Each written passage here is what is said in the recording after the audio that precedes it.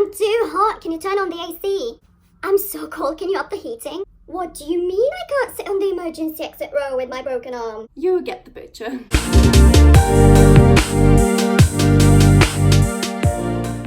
Hello there and greetings from Austria. I'm Maria from MegsWanderings website, Instagram. I'm a travel content creator and today I'm going to be doing a Google Autocomplete interview, flight attendant style. You saw the title, you know what's going on, so let's get to it. Let's start with, do flight attendants make good money? First Google search, this is the number one thing people want to know. If we roll around naked in money. In all honesty, depends on the airline you work for and the standard of living of the country you reside in. But I've noticed that people really do have this idea that cabin crew earn a crap ton of money, and to be honest, most of the times it's way less than what you think. Second one, do flight attendants sleep around? So here's the tea. Yes and no. Let me put it like that. It's kind of like Grey's Anatomy, but on wings. You do have many flight crew and cabin crew who are either married or in a relationship with or sleeping with a colleague. So as far as actually sleeping around goes, I don't know. It's not that bad as people would think it is. I mean, of course, I have colleagues who sleep around. But to be fair, most of them don't, and I think it just depends on the person, really. Do flight attendants need visas? Do flight attendants have to wear heels? Different airlines have different rules, but most, if not all, require female cabin crew to wear high heels. Now, in some cases, you do have your uniform shoes, which are really uncomfortable and really high, and you have to wear them when you're at the airport and for embarkation and disembarkation. And then when you do service, you switch to flat shoes.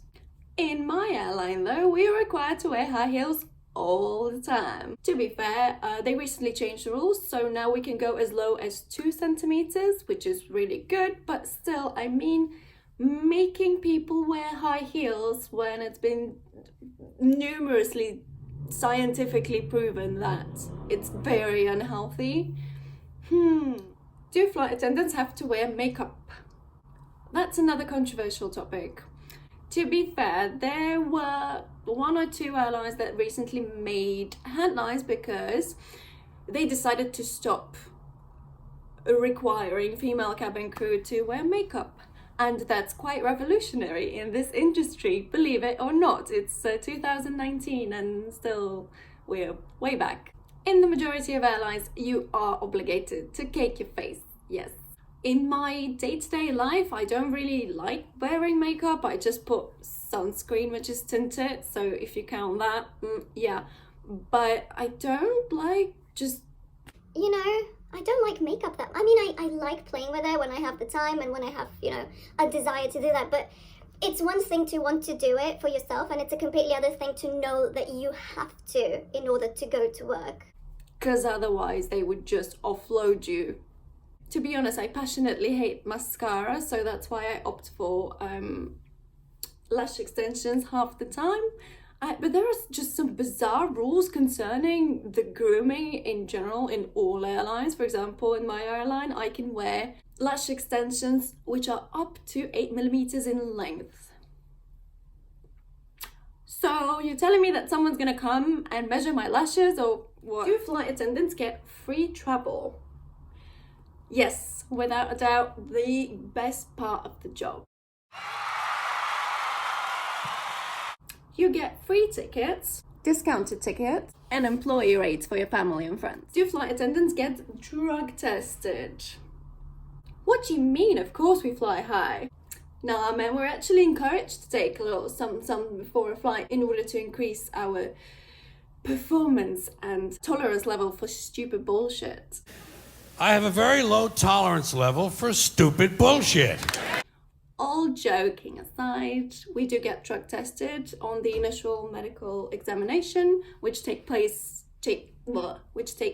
before you go to a training and everything just to make sure that you're actually fit to fly, and there you get drug tested and you pee in a cup and it's like, ugh.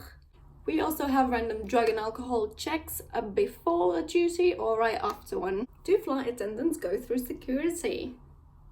You think we don't? I mean, come on, some of the most horrible crimes against civil aviation have been committed by people working in civil aviation. So yes, for sure, 100% we do.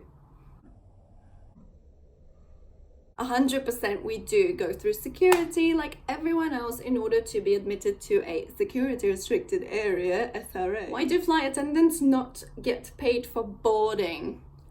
Now this is a very good question, isn't it? Boarding is the most annoying part of my working day, I swear. It takes ages with trying to close the door before a slot, and the ground handling is so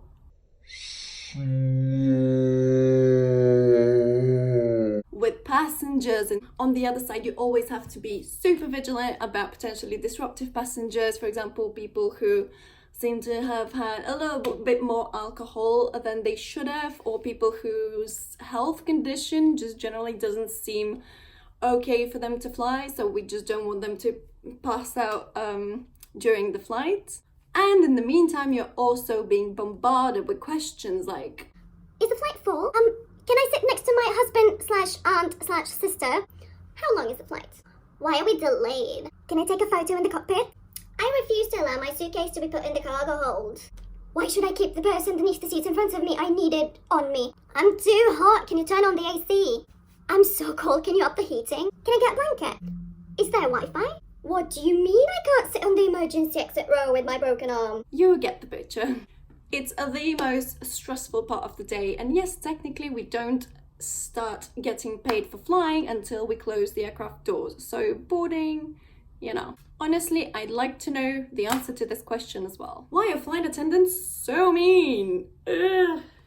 I would hope that the majority of us are quite nice and professional when on board, but I do get the frustration of an overworked flight attendant, trust me. We can do up to 4 flights a day. This means that we are talking to approximately 1,000 people that day. Now imagine you have to explain this same thing over and over and over and over and over again. No one's listening to you. No one's complying with safety instructions whatsoever.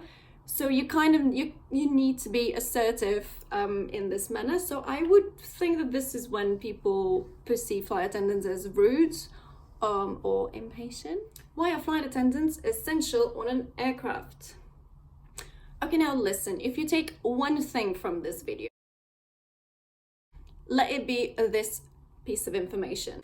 The cabin crew's purpose on board is to ensure the safety and security of the aircraft and its passengers, to resolve all kinds of potentially dangerous situations, give first aid in medical cases, and conduct a 90-second evacuation of the whole plane should the need for an evacuation arise. You simply cannot conduct safe civil aviation operations without a competent cabin crew. Why do flight attendants wear so much makeup? I don't understand what you mean. This is a super annoying part of the job, as I already mentioned, because in my day-to-day life, I don't really kick my face. Like, no. Basically, I feel that it stems from this sexist golden age of flying notion that flight attendants are only there to serve hot and cold drinks and to be ogled by men. Nowadays, I do think it's more so like, you represent a whole nation because you're the face of this airline kind of sort of thing, so you need to be presentable, which I totally understand and agree with. The problem comes when actually, for most airlines, apparently, to be presentable means that you need a shit ton of makeup on your face. Luckily, there are some companies, I mentioned that a few minutes ago, yeah, they no longer require female cabin crew to wear makeup.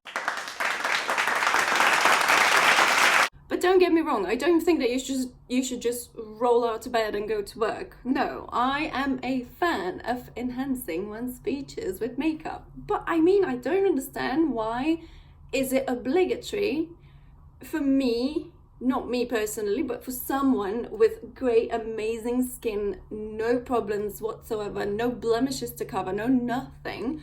Why are they obligated to pile on foundation on their perfectly evened out skin?